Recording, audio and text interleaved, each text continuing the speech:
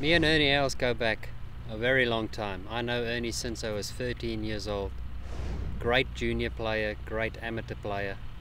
So it's nice and a great feeling, and I'm really happy for him that he's inducted into the Hall of Fame. Ernie was one of my heroes growing up. You know, I was starting to play, top-level competitive golf in the mid-90s when Ernie was winning at Congressional, and I mean, I remember wanting the clubs he had. I remember wanting the shirt he had on his back, and he was definitely one of my heroes growing up. I've been really lucky in my time on tour to play a lot of golf with Ernie Els.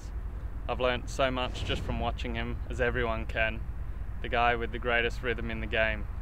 But I really think he's probably one of the most talented players I've ever played with. He's always been one of my favorite players. The Big Easy, his swing is so silky. I've always been a big fan of it. Great golfer, great person.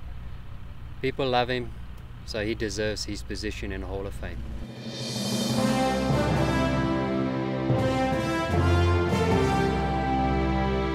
I have a very intense streak in me. There is a fire that burns, and it runs through our bloodline. I possess a way to maybe not let it be shown too much, but it runs really deeply through our family. A lot of people say or think that I sometimes don't try, but so that's just my way of not bringing that feelings out.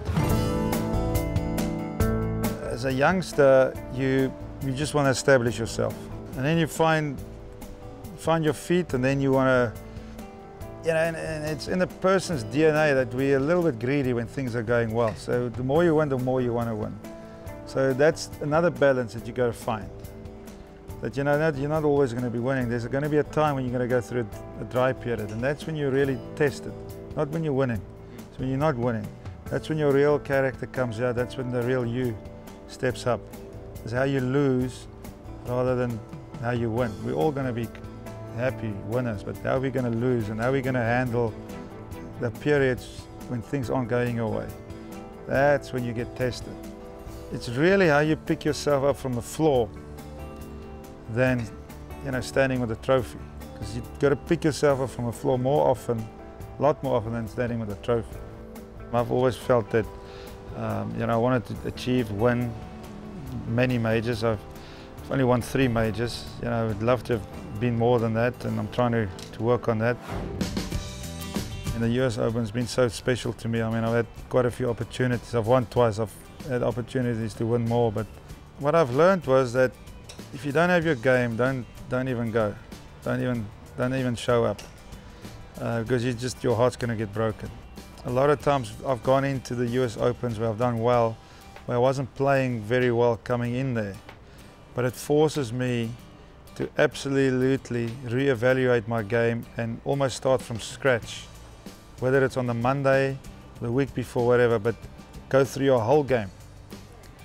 Because there's no other tournament in the world that tests every aspect of your game like a US Open. So from your driving to your putting, every little part has to be at least an A.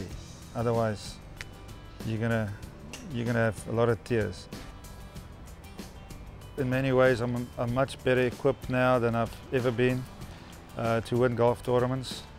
I know if I play to my ability where it should be, I can win golf tournaments and I can win majors. So one day when I'm done, I'll be watching, and I'm already watching the youngsters, how they're coming through. We were all the same. We were very cocky coming out. After a while, you get a couple of slaps. Some of us hang around for more, like myself and Fred and Phil and all these guys. And other guys get fed up with it and say, I can do other things with my life. So it's see that the whole act play out in front of you is quite interesting to see.